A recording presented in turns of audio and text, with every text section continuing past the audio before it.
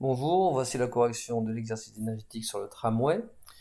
Nous voilà donc avec une représentation schématique du système de transmission entre le moteur et la roue à travers un réducteur à engrenage. Nous allons tracer les schémas blocs du système pour comprendre les flux énergétiques. Donc partons du moteur qui est connecté à un réducteur et lui-même connecté à une roue. À chaque sortie de bloc, nous pouvons indiquer les puissances, PM pour puissance moteur, PR pour puissance en sortie du réducteur et PS en sortie de la roue. À chaque puissance, on peut associer un couple et une fréquence de rotation pour le moteur, pour le réducteur et couple de sortie pour la roue. L'ensemble du système possède un rendement de 0,8. Nous pouvons aussi afficher R, le taux de réduction du réducteur. Des valeurs sont indiquées dans l'énoncé qu'on va pouvoir reporter sur notre schéma. 130 kW correspond à la puissance moteur, donc 130 000 watts. J'ai passé ici PM avec un surlignage pour savoir qu'il est connu. Et 4800 tours par minute est ici une vitesse de rotation, grande N. Nous, il nous faut une fréquence de rotation oméga. Donc on pourra convertir N en oméga en passant par la formule oméga M, oméga moteur égale pi N sur 30, ce qui nous donne 502,64 radians par seconde, surligné lui aussi. Intéressons-nous maintenant au rendement de 0,8 pour pouvoir calculer les puissances, le cheminement de la puissance. Donc, vous savez que à chaque fois qu'une puissance passe à travers un transformateur, donc il va transformer cette puissance, il va y avoir des pertes générées par la transformation elle-même. Au mieux, il n'y en a pas, donc le rendement vaut 1, mais dans quasiment tous les cas, il y a une perte due à la transformation. Ce rendement donc ne peut pas être supérieur à 1. On va donc appliquer un coefficient réducteur à la puissance moteur pour obtenir la puissance de sortie. Ici, puissance réducteur.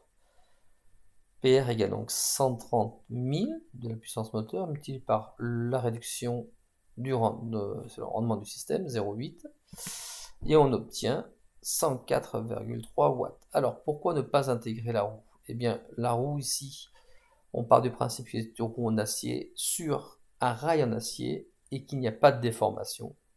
Donc le rendement du contact roue-rail vaut 1.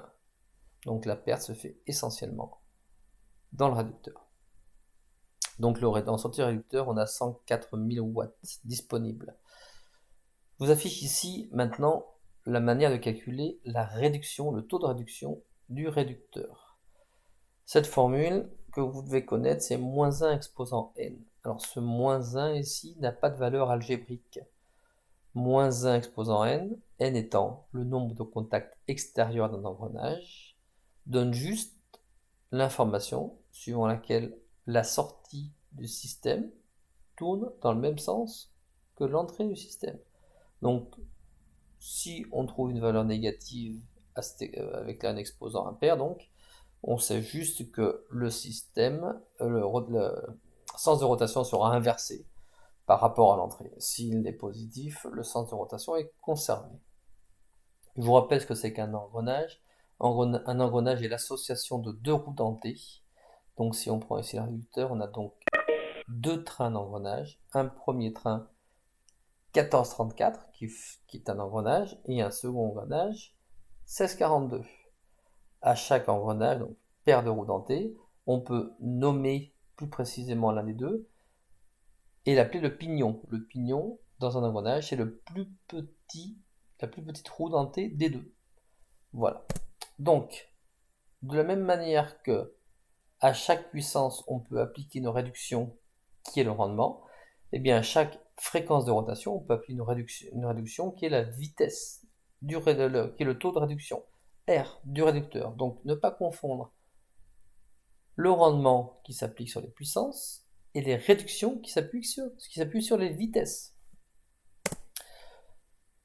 On va essayer de calculer justement cette réduction. Si oméga m fois R égale oméga R, alors la réduction c'est la vitesse de sortie du réducteur moins la vitesse du moteur, qui est donc l'entrée du réducteur.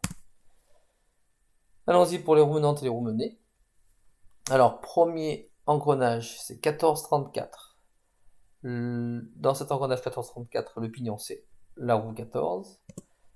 Donc, oméga R sur oméga N égale moins 1 au carré. Pourquoi? Parce qu'on a deux contacts extérieurs. Le premier contact extérieur, c'est 1434. Le second contact extérieur, c'est 1642. Quelles sont les roues menantes? Les roues menantes sont celles qui donnent le mouvement. Donc, on voit bien qu'en sortie du moteur, c'est bien la première roue dentée qui s'appelle le pignon 14 qui va donner le mouvement à qui? À la roue 34. Donc, la roue 34 va recevoir le mouvement.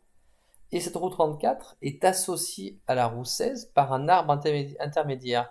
Ça veut dire qu'elles sont liées toutes les deux. Si la roue 34 tourne, la roue 16 tourne de la même valeur. Donc la roue 16 est celle qui va donner le mouvement à la suivante, la roue 42. Les roues menées sont donc les pendantes des deux premières. Dans l'association 14-34, si 14 est menante, 34 est menée. Dans l'association 16-42, si 16 est menante, 42 est menée. On effectue les calculs. 224 divisé par 1428, ça nous donne, si on reste en fraction, 8/51e, ce qui signifie que pour, je vous rappelle que la formule c'est sortie sur entrée 1, que pour 51 tours d'entrée, on a 8 tours de sortie. Donc pour 51 tours de l'arbre moteur, on aura 8 tours de la roue, ce qui correspond, si on effectue le calcul, à un taux de réduction de 0,157. Repartons sur la fréquence de rotation maintenant qu'on a le taux de réduction. Eh bien, oméga R égale oméga M multiplié par grand R qui est la réduction. On effectue le calcul pour déterminer oméga R à 78,85. Donc on a eu une vitesse de rotation en sortie du réducteur qui est plus faible que la vitesse d'entrée, ce qui est logique puisqu'on a effectué une réduction. Passons maintenant sur le calcul des couples. Ici, nous avons tous les mouvements qui sont des mouvements de rotation. P égale C oméga. La puissance en sortie du réducteur égale couple réducteur multiplié par fréquence de rotation du réducteur. Nous connaissons la puissance et la fréquence de rotation, donc il est aisé de calculer le couple en sortie du réducteur qui vaut 1319 Nm. Si l'on considère que la roue ne se déforme pas, je le disais au début, la puissance PS en sortie est égale à la puissance PR car le rendement vaut 1. Donc le couple disponible aux roues est égal au couple en sortie du réducteur. PR fois rendement égale PS. Si le rendement vaut 1 dans le système, PR égale PS.